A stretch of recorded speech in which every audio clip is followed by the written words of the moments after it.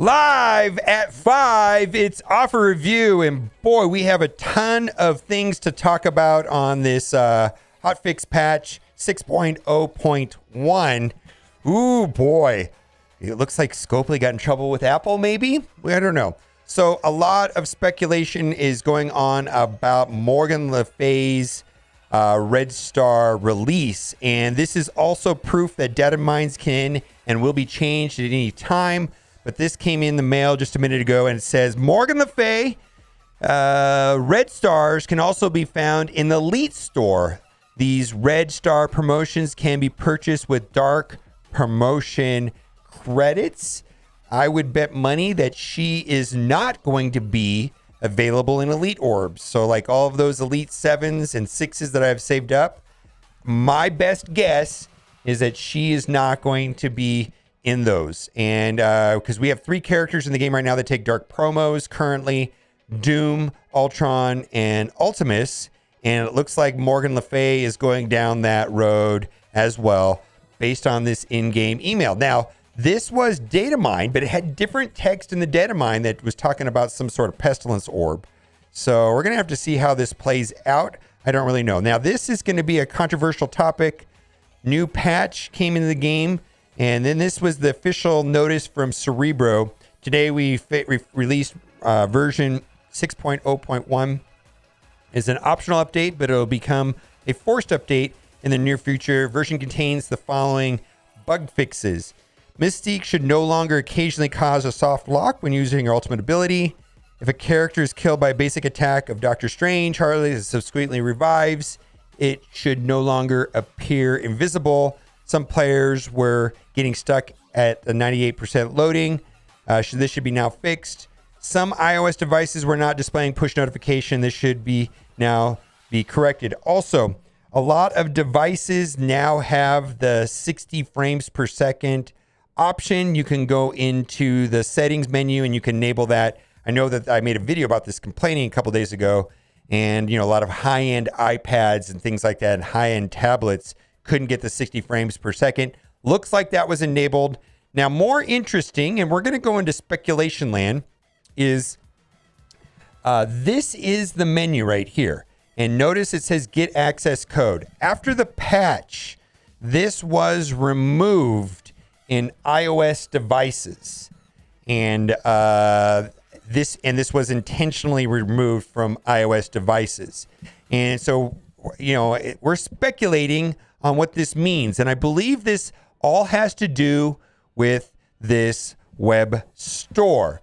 So this web store was created to sidestep the 30% commission that not only Apple takes, but Google takes inside of their store. So if you use this web store, Scopely basically saves 30%, and they can pay Xsola, a smaller percentage, maybe 4 or 5%. This is also the same reason if you use the Amazon store, they rebate 20% because Google and iTunes are basically internally charging 30%. That's right. On iOS, on iTunes, Marvel Strike Force has a $10 million month. That's right. iTunes takes $3 million.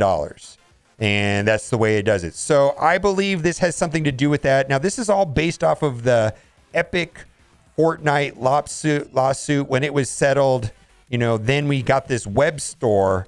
And my best guess is that Apple sent them a nasty, nasty letter saying you need to get rid of this out of your store. You're violating our terms and you need to remove it now.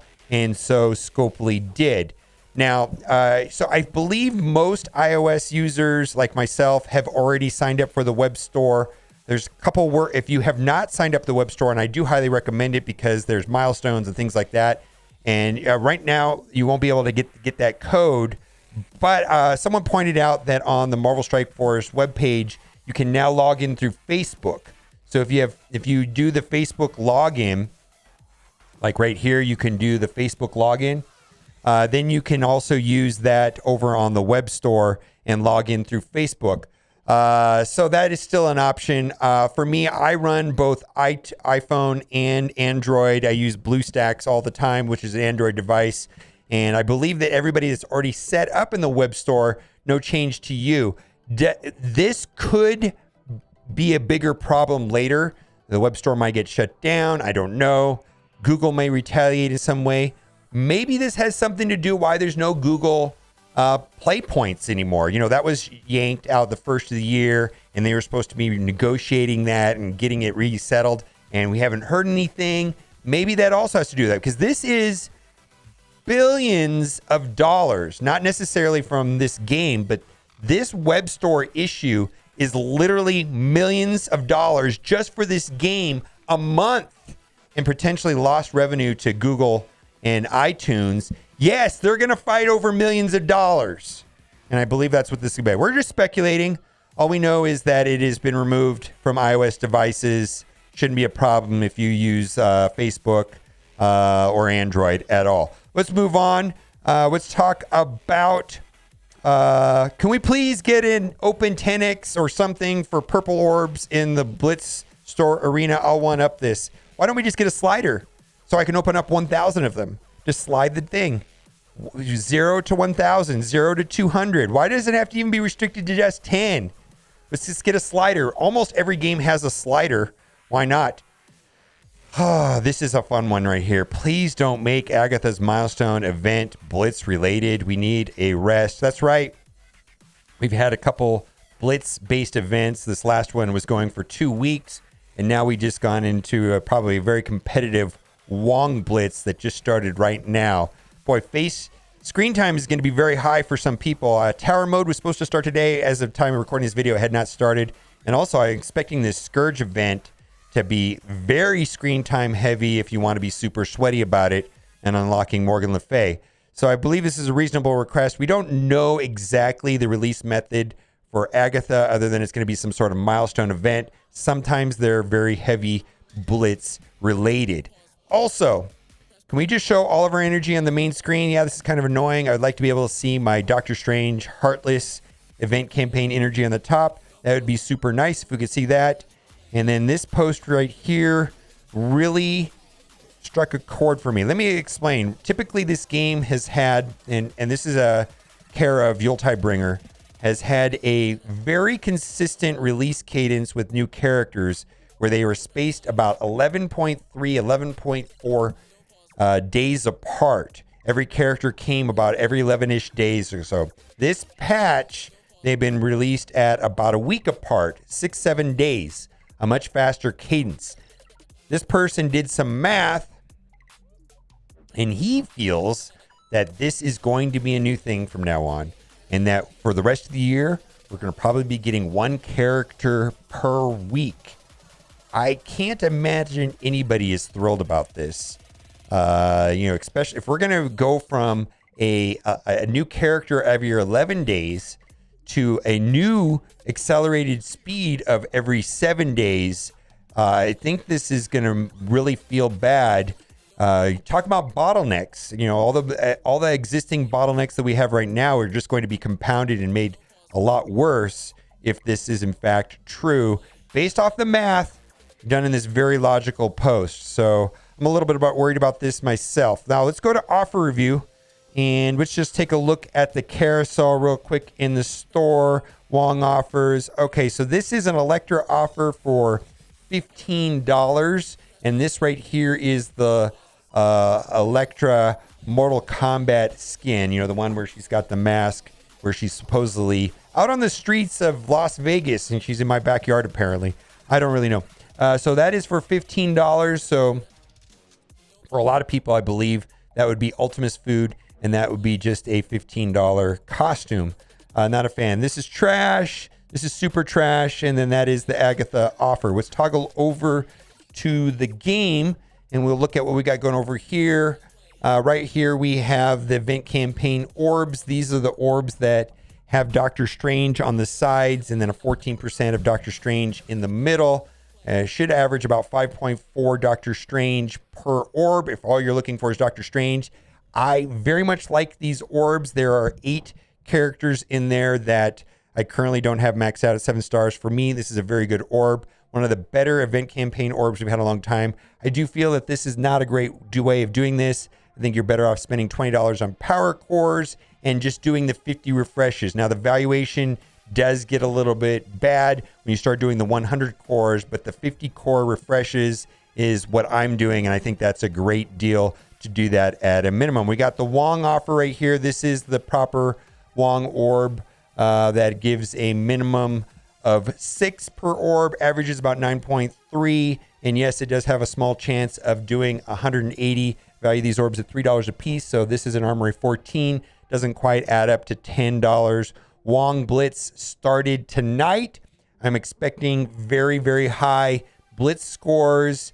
Wong is a arena character, a war offense character likely, and I think that there's going to be high participation in this Wong Blitz. Here we got the Coven Leader Orb. This is for the Agatha offer, so you can see that I've already purchased one of these, and of course I have the Agatha offers unlocked. We're going to look at down here. We've got some, I'm just going to put this out here. In general, all of the gear offers, in my opinion, are just garbage, and this is just absolutely outrageous. Do what you got to do. Teal gear is just not accessible really very easily unless you're doing a lot of Doom 2.3 raids at 100%. And I really did like the Cauldron event. I thought that was fantastic for getting more gear. Well, we'll see how the rewards and the payout is for the tower mode. Usually it's okay, but let's move on. I don't think that's a great deal. Also, this is not the gear we need. The gear I need is the mini uniques. You know, the ones that line up with the 14 pieces, but they're teal. I'm desperate for those, and really there's no way of buying them. They are available in the web store milestones. So like if you spend $100 in the web store, you know, there's some Armory 16s towards the bottom of that, but even those only give out 2 of those uniques. Yeah, we did get quite a few of them during that Cauldron event. I did like that. All right, those are always there. And then again, we've got the Electra, and this is the Las Vegas, the Mortal Kombat katana costume for Electra. All right, let's move on. We've got Magic right there, 50 character shards for $25. Not a fantastic deal. Do what you got to do.